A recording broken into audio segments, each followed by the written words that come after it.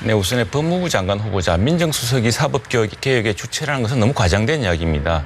국회에 사법개혁위원회가 있고 사법이란 것이 검찰뿐 아니라 법원 또 경찰까지 관련되어 있습니다. 국민 전시관이기 때문에 이게 법무부 장관이나 민정수석이 할 수 있는 일이 아닙니다. 그래서 과거에 그 김영삼 대통령 시절에는 이걸 이제 당시에 법대 교수이긴 했습니다. 박세일 서울대 교수.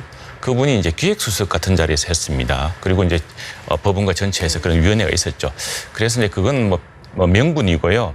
사실은 이 지금 이 야당이 이 문제에 강력히 반박하는 것은 사실은 민주당 스스로가 만든 부메랑이기도 합니다. 이게 언제냐면은 꼭 10년 전, 한 9년 전인가요? 그때 이명박 대통령 때 꼭 이맘때 총선을 한 8개월 남긴 시점에 당시 민정수석을 법무부 장관에 임명한 적이 있었습니다. 당시에 야당에서 당시 민주당이 굉장히 반발했습니다. 이게 정치 검찰을 내보내서 해서 나중에 총선에 영향을 미치려 한다는 등 굉장히 이제 그 당시에 격렬하게 반박했고 심지어는 지금 이제 청와대 고위직에 계신 분들은 당시에 야당 의원으로서 이건 군사 정권에서도 이러지 않았다.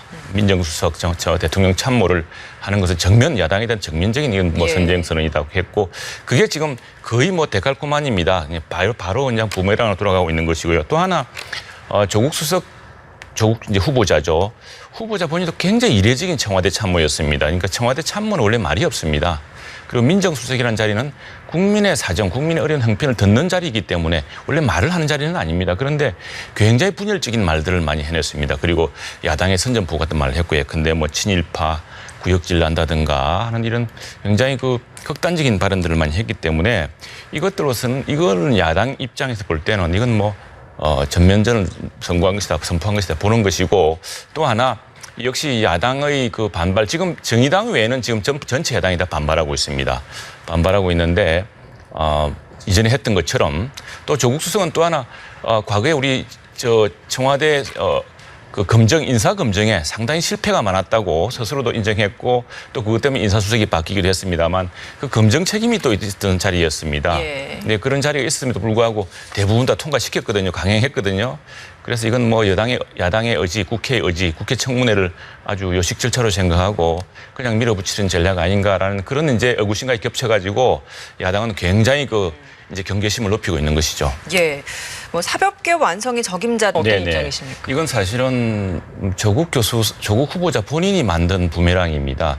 굉장히 독한 말을 많이 했습니다. 그 사이에.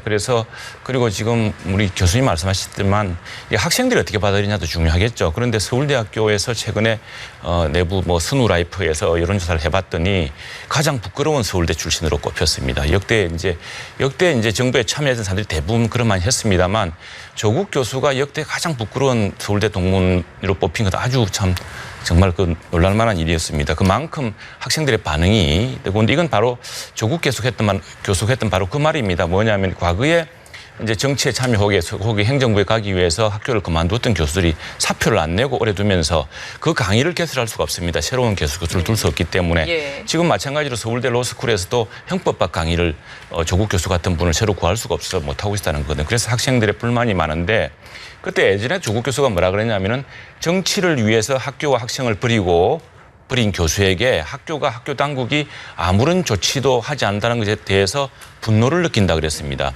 그러니까 이제 학생들이 묻고 있는 겁니다. 선생님 그러면 왜 이번에는 선생님 말이 다르십니까 하는 거고 또 하나 그동안 조국 교수가 소셜 미디어를 통해서 이렇게 표출한 말들이 굉장히 극렬했는데 뭐 죽창 가도 음악을 틀기도 하고 뭐 했습니다만 이런 표현들 특히 구역질 난다, 이거 아니면 친일파다 이렇게 일도 양단으로 구분하는 것은 과거 조국 교수가 학자로서 보였던 글과 그 소신과 다른 내용입니다. 이 사상과 양심의 자유, 표현의 자유한 것은 어떤 식의 그런 낙인 찍기라든가 이건 뭐 메카시 비슷한 그런 발언을 했던 셈이거든요.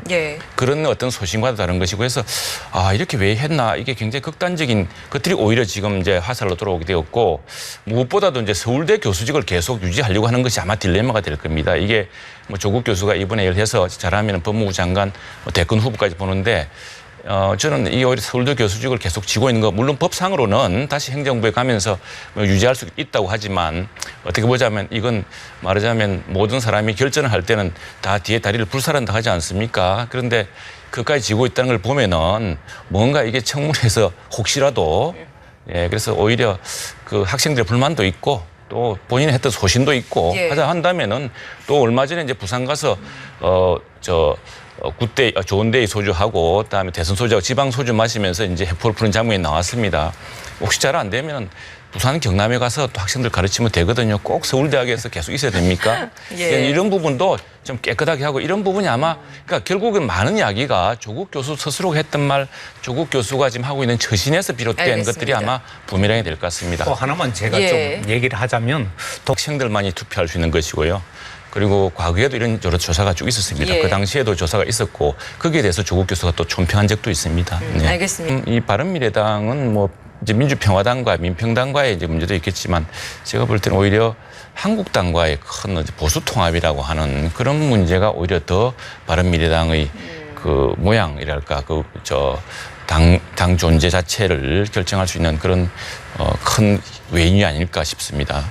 손학규 대표, 네, 말씀하시죠. 오히려 이제 바른미래당의 내분이라든가 이와 함께 아까 말씀드렸다시피 자유한국당과 이제 보수통합론이라는 것이 왜냐하면은 지난번 대통령 선거만 하더라도 이제 탄핵 여당의 분열 이런 악재 속에서도 그 대통령 선거 때 표를 보면은 문재인 대통령 당선인이 얻었던 42% 그리고 나머지 이제 자유한국당 그리고 당시에 유승민 그리고 안철수 이 각각 후보가 얻었던 그게 60% 가까이 되거든요. 예. 그러니까 이게 통합이 된다면은 언제든지 그게 복원될 수 있는 구조이기 때문에 근데 문제는 그 사이에 갈등이 너무 심했기 때문에 그 통합이 어떤 혁신의 과정을 거쳐야 될 것이냐 그리고 총책임이라는 것을 어떤 방식으로 질 것이냐 이제 이런 것들이 논란이 될 텐데 예. 그 바른미래당의 이런 것보다는 오히려 그런 보수 통합론이 지금 나오는 이유는 굉장히 그 보수 내부의 위기론이 심각합니다. 지금 예. 안보상으로도 그렇고 또 국정 운영에 대해서도 보수층 내부에 굉장히 위기감이 큽니다. 그래서 그런 것들이 외인이 되어서 이런 보수 통합론이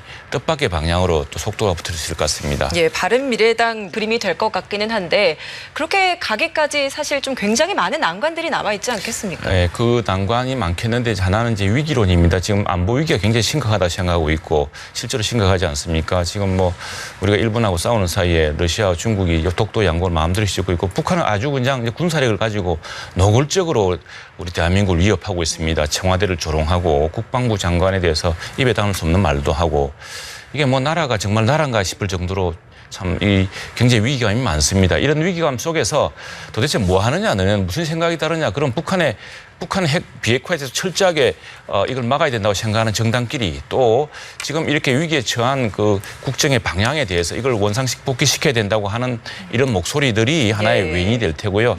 그런 속에서 사실은 작은 어떤 이해관계가 조정되는 게 아니라 큰 틀에서 통합과 혁신과 총책임의 문제가 한꺼번에 어떤 물꼬를 잡을 텐데 무엇보다도 위기감이 큽니다. 지금 알겠습니다. 이대로 가면은 진짜 오히려 민주당이 이겨서 개헌선을 차지하는 거 아니냐. 저쪽 뭐 정의당까지 합치면은 예, 보수 그런 단결의 위기감까지 주요 핵심으로 있습니다. 안보 네. 위기를 좀 강조해서 단결을 네, 해야 네. 한다라고 말씀해 주시는 것 같습니다.